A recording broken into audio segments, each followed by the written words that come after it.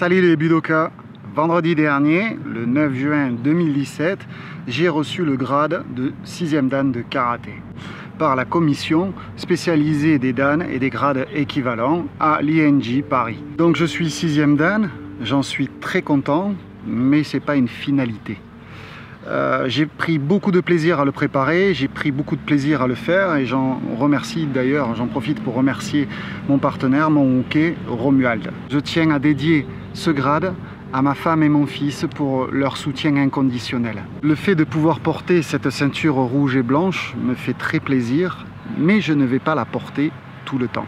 Il faut savoir que le système des grades vient de Sensei Jigoro Kano, le fondateur du judo, qui a invité Sensei Funakoshi au Japon pour pouvoir faire connaître au Japon le karaté d'Okinawa.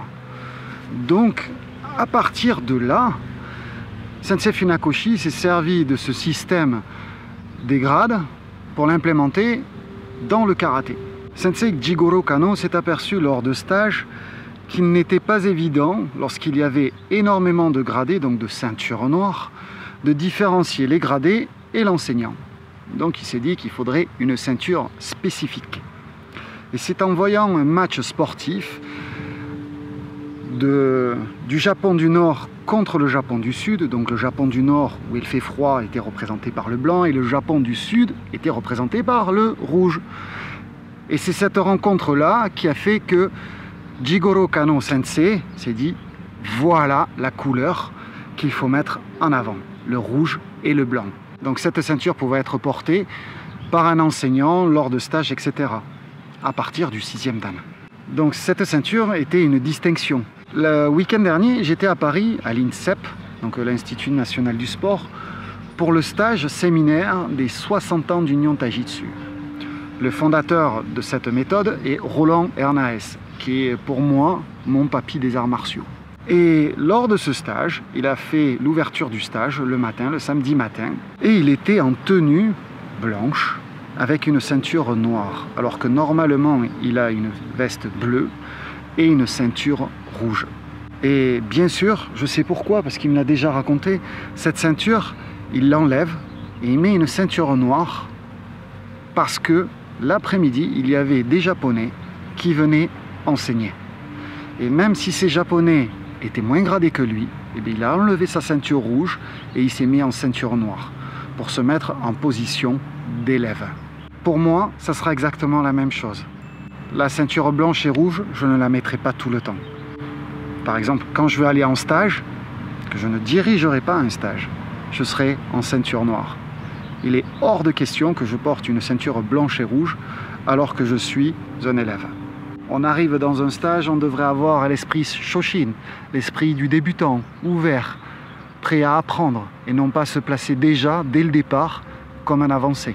C'est ma façon de penser. Il y a énormément de gens dans le monde du karaté qui portent leur ceinture blanche et rouge tout le temps, et je n'ai rien contre eux, absolument rien. C'est juste une question de pensée, et moi, par rapport à la tradition que l'on m'a transmise, et surtout celle que m'a transmise Sensei Hernaes. Donc, pour moi, la ceinture blanche et rouge, je ne la porterai que si je dirige un stage.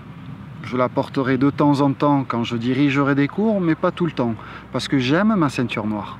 Cette ceinture noire, je l'ai achetée quand je suis allé à Okinawa pour filmer mon documentaire sur le berceau du karaté, m'entraîner dans 3 dojos prestigieux avec 3 grands sensei en Gojo-ryu, Uechi-ryu et Shorin-ryu.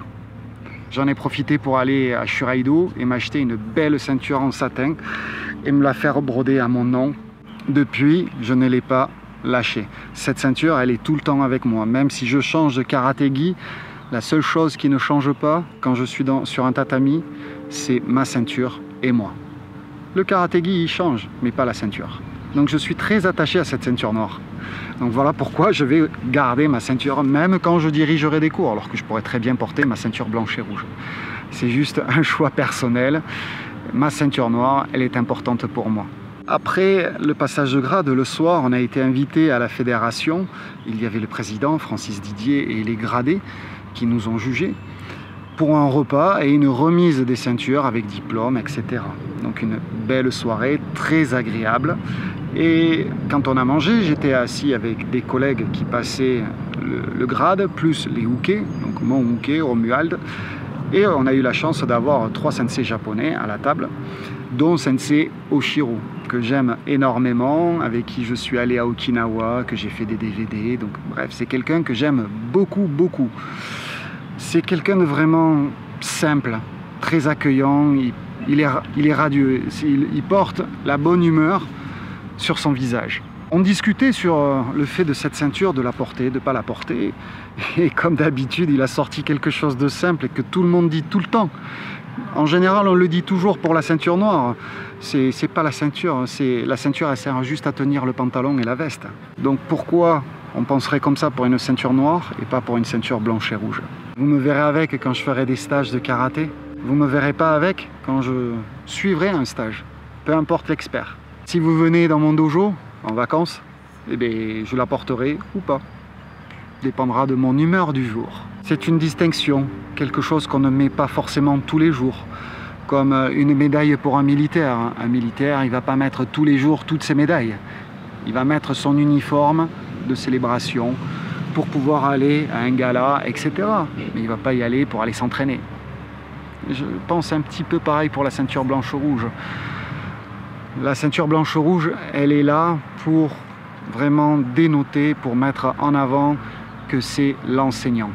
Depuis que je suis rentré de Paris, on me demande comment ça s'est passé, bien sûr, qu'est-ce que j'ai fait. Le plus simple, c'est d'aller sur le site de la fédération, d'aller dans les grades et de télécharger le règlement des passages de grade. Et là, vous verrez exactement ce qui est demandé. Non, je rigole, je vais vous le dire.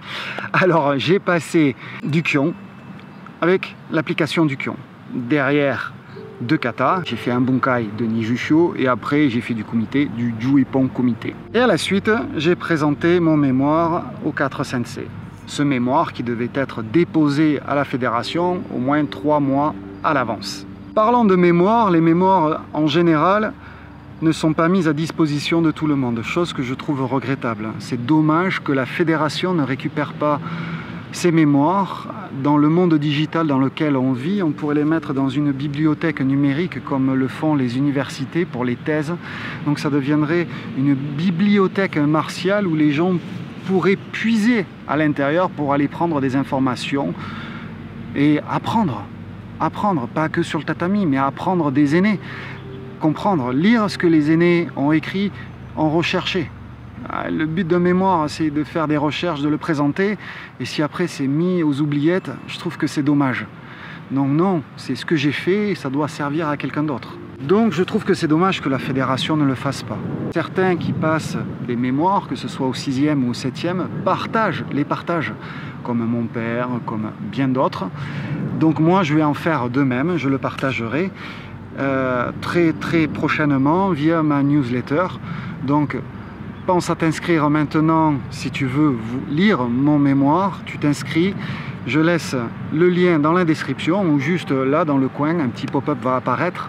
Pense à t'inscrire à la newsletter karaté et tu seras mis au courant dès que je l'aurai mis en ligne et tu pourras le télécharger gratuitement, bien sûr. Le thème du mémoire sont les 3 notions dans les arts martiaux, des notions qui sont importantes dans les arts martiaux. Donc à l'intérieur, je prends les termes japonais parce que c'est du karaté. Ces notions servent autant dans tous les autres arts martiaux, même en art niskali, peuvent servir en boxe, mais même au-delà des arts martiaux. Il n'y a rien de nouveau sous le soleil, j'ai rien inventé, tout existe, il suffit juste de le savoir et de lire pour pouvoir les connaître.